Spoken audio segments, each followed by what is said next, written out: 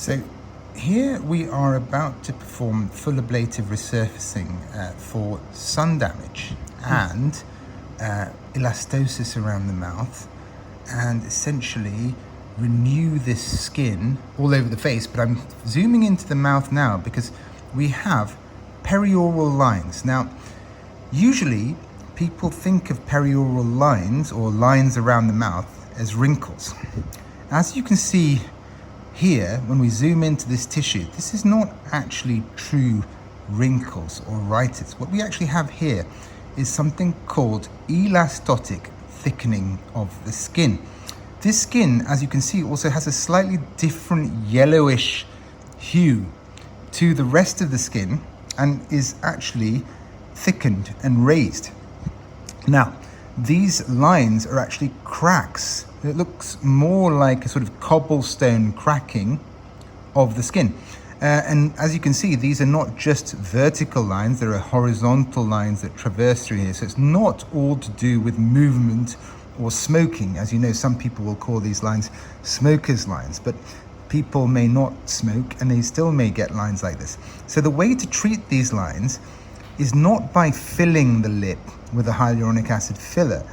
It's to actually remove the damaged, thickened, elastotic skin with resurfacing and allow new, normal dermal and epidermal tissue to form in its place.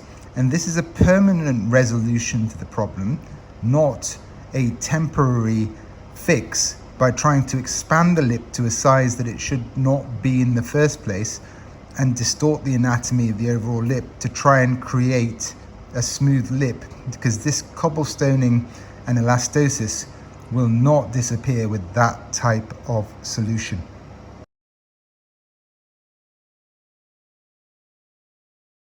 Okay, so we can see here I've removed the epidermis on the left-hand side of the face here, the first pass of CO2 ablation. There's still some elastosis and thickening in this sort of whitish tissue, creamy tissue around here. As you can see where the halfway mark here is, the comparison between the thickened tissue and the tissue slowly being smoothed off on this side and removed by the laser. So we're going to continue and remove all this sun-damaged epidermis here, and then we'll bore down deeper on the elastotic tissue around the mouth to effectively remove the lines that are caused by the thickening.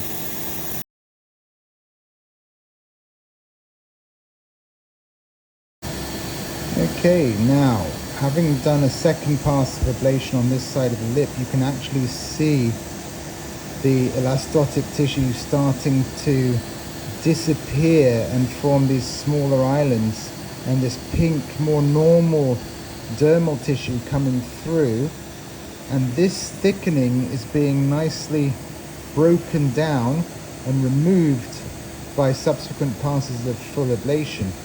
And that is how you're effectively treating these perioral lines. Now this side I've got to do another pass on, so you can see there's still a little bit more thickening and elastosis present on this side, whereas this side we've bored down. You can start to see the breaks in the damaged tissue and the new healthy tissue coming through. So perioral lines, as seen from the laser surgeon's perspective, are not true wrinkles. They are thickened tissue that has been damaged by prolonged UV exposure of the superficial layers of the skin, and this is how we have to treat it definitively.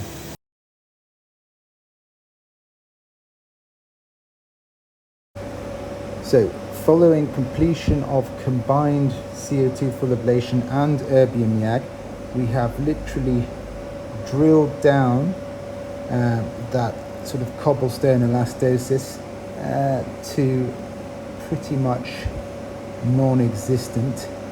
It's a tiny little bit of what looks like residue, but that will necrose and fall off that final layer within the next few days.